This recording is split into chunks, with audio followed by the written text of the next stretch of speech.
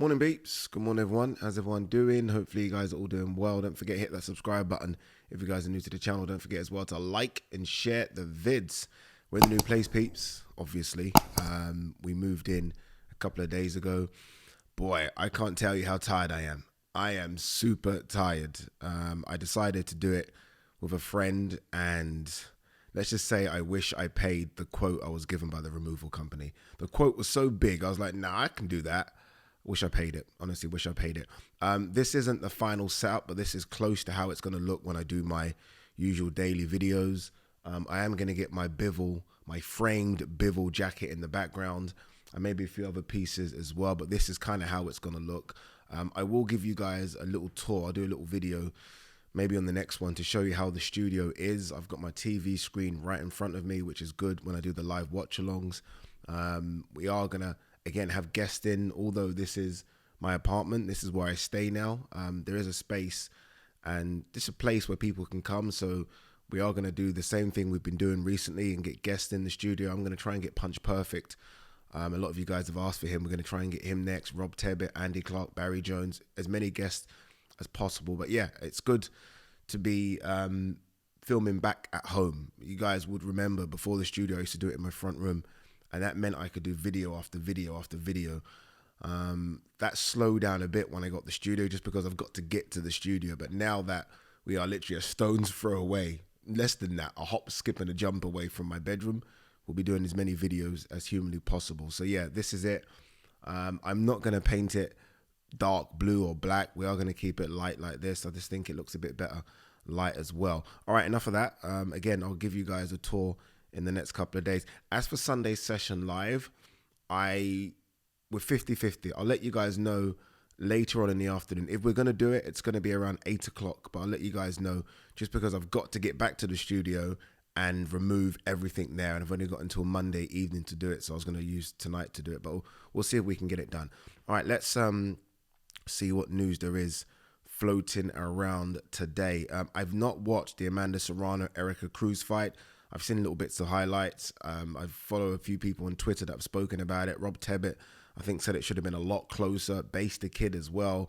Both of them most people had Serrano winning, but the Erica at least won 3, maybe 4 rounds. So I need to watch that. Same with Baumgardner's fight as well. I've not seen that. I saw the knockdowns.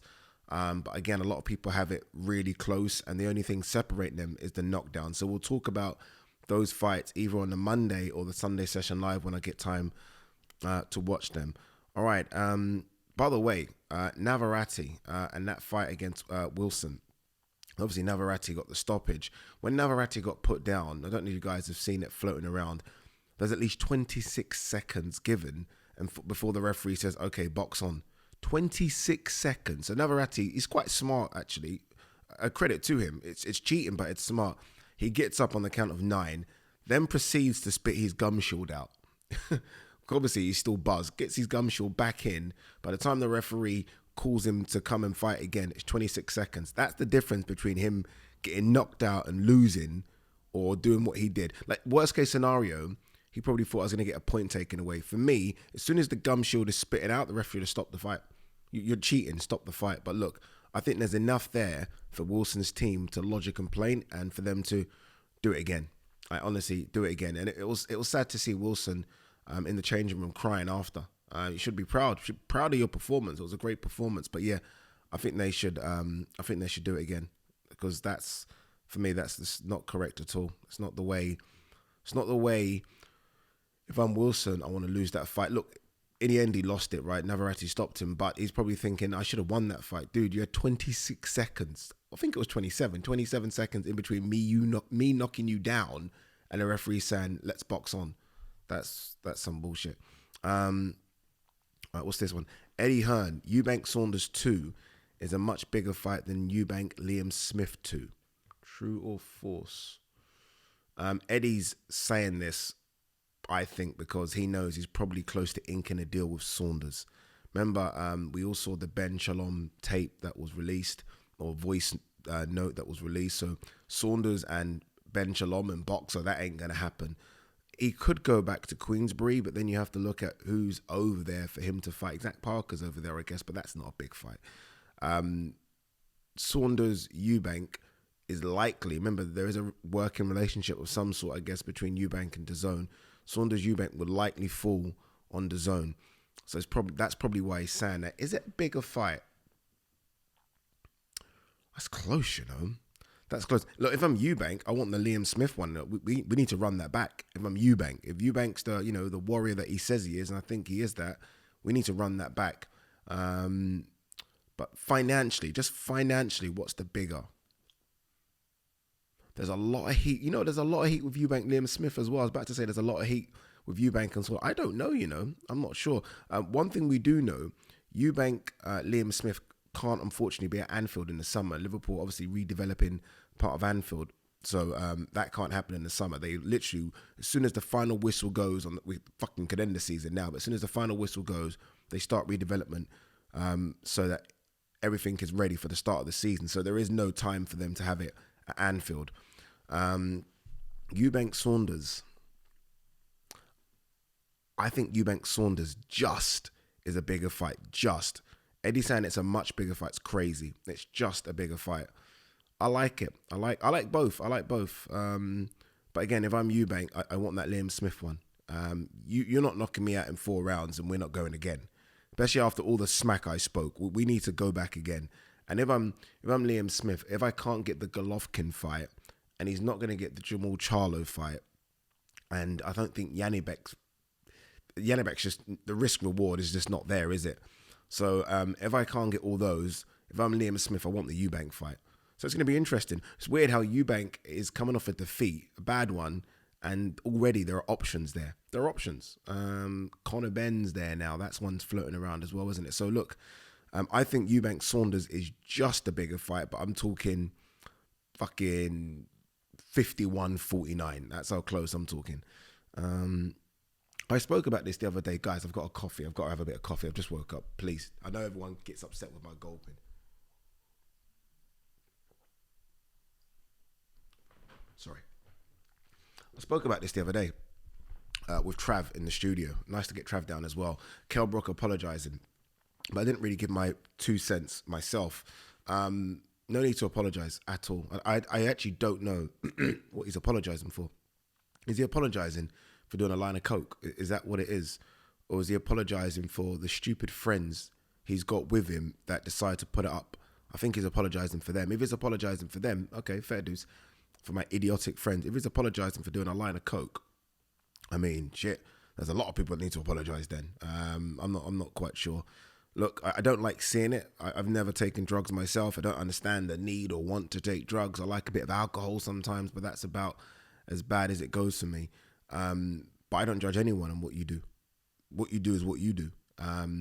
So, yeah, I don't see why he's apologising. Look, as an athlete, and he still is an athlete, right? I'd like to think so because he's been speaking about coming back as an athlete. I don't want to see him do that to his body and then, want to come back and fight because I feel like there's an imbalance there.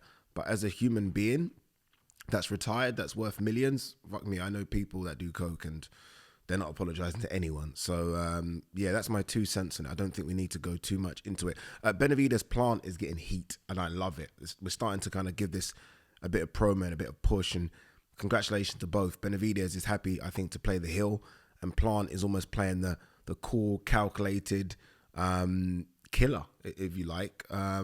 Great fight. Benavidez favourite, yes. But Benavidez hasn't beaten anyone as good as Plant. I know you guys will say the opposite and say, well, Plant hasn't beaten anyone as good as Benavidez. I agree.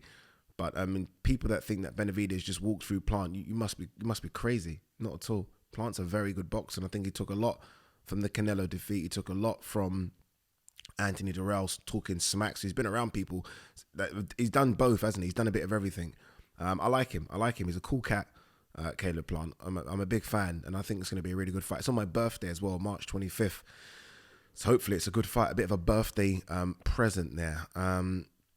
Frank Warren, Yard showed he truly belongs at the top echelon at 175. I've had so many debates about this.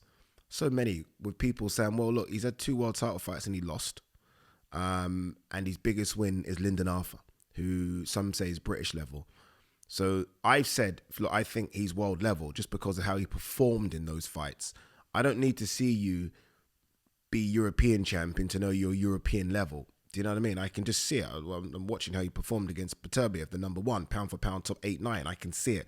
Whereas some people, and I agree with this argument as well, some people are like, well, 1 second, pause. His biggest win is Lyndon Arthur. We need to see him in there against European champion, against fringe world guys, and let him blast through those. And then, okay.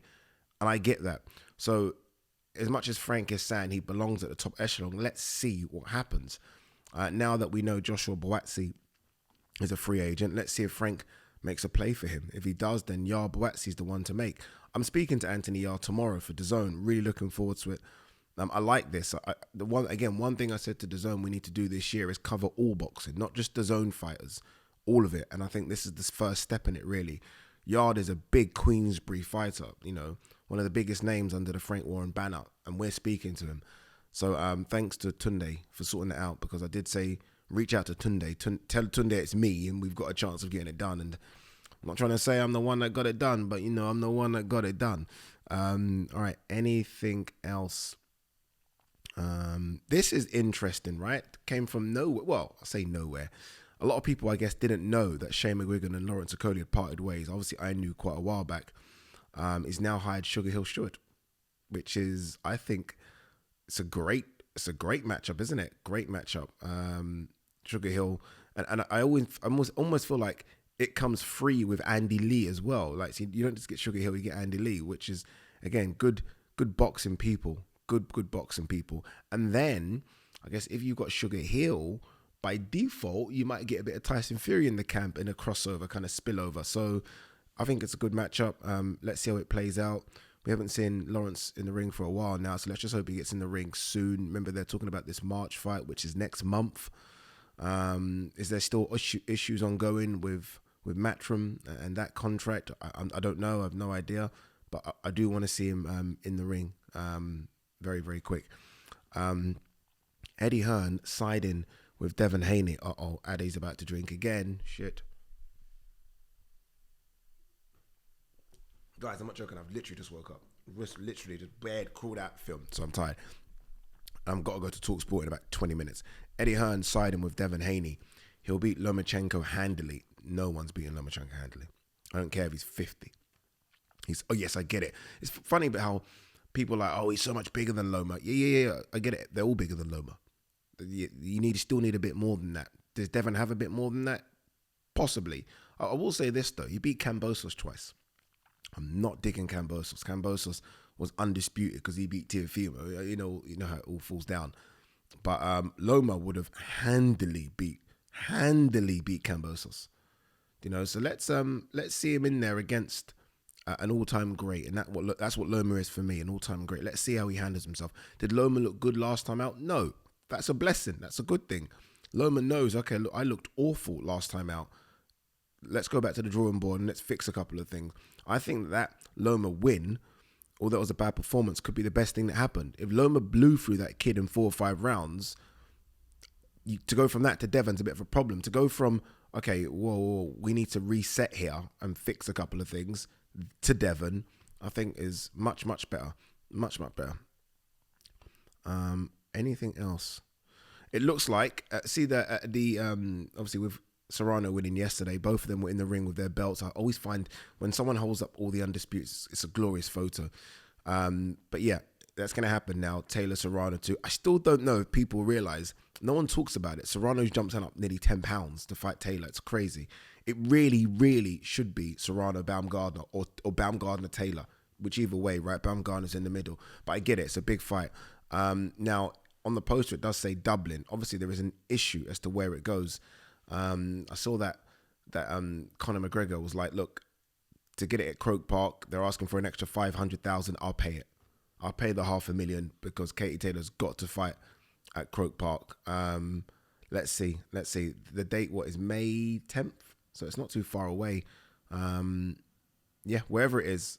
I mean, I've always said I prefer Madison Square Garden just because, I'm a bit of a history buff and I like the idea of it going there. But I also understand the want to go to Croke Park. I just feel like for an atmosphere, and it will be a crazy atmosphere, but I hate one-sided atmospheres. Not hate, but I prefer when it's just split, almost like football matches, FA Cup finals split, and that's what we had with Taylor Serrano in Madison Square Garden. We're clearly not going to get that at Croke Park. Final on this one, Eddie Hearn. Canelo really wants to fight in Mexico, May 6th. I think it will be John Ryder. That means I know it'll be John Ryder, but I can't quite say it'll be John Ryder because it's not signed. If you're John Ryder, this is, of all the options available to you, this is the worst one. I mean, yes, you get to fight Canelo and you get paid, so ultimately you win. But of all the options to you, those options being T-Mobile Arena, Vegas, yes please. Emirates Stadium, London, yes please. He's an Arsenal fan. Maybe Saudi Arabia, mixed, neutral. I'll take that. Mexico City, no thank you. No thank you. But anyway, we'll see. All right, guys, I'll let you guys know about Sunday's session live a bit later. I need to get ready. Once I get to Talk Sport and I kind of know what I'm doing, I'll let you guys know. But hopefully we can get it done this evening. I don't have internet in the buildings yet, but someone has provided me with a dongle, which I think is powerful enough to do the live. But yeah, hopefully we can get it done. Peace and love.